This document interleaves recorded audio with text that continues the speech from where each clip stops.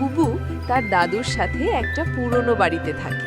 বুবুর বই পড়ার খুব নেশা, কিন্তু তার দাদু শুধু পুরনো দিনের বই পড়তে দেন।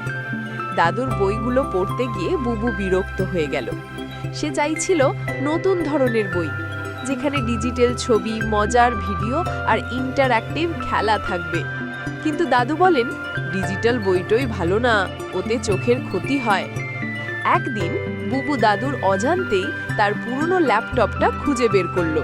ল্যাপটপটা অন করে সে দেখতে পেল একটা ইবুক।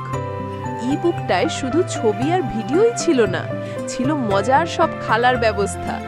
বুবু মনের আনন্দে বইটা পড়তে শুরু করলো। এমন সময় দাদু তাকে দেখে ফেললেন। বুবু ভয় পেয়ে গেল। সে ভাবলো দাদু তাকে বকবে। বুবু চোখ বন্ধ করে ভয়ে কাঁপছে, কিন্তু দাদু তাকে অবাক করে দিয়ে বললেন, তোমাকে তো দেখতে পাচ্ছি খুব মজা করে পড়ছো।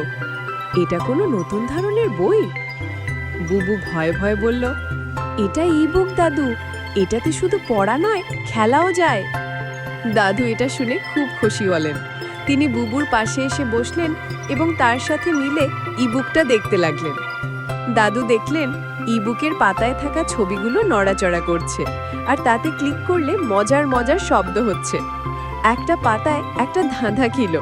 বুবু আর দাদু দুজনে মিলে ধাঁধাটা সমাধান করলো। দাদু অবাক হয়ে বললেন, আরে এমন মজার বইও হয় নাকি?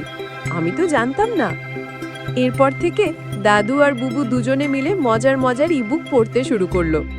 দাদু তার পুরনো বইয়ের পাশাপাশি নতুন এই ডিজিটাল বইয়ের জগৎকেও ভালোবেসে ফেললেন।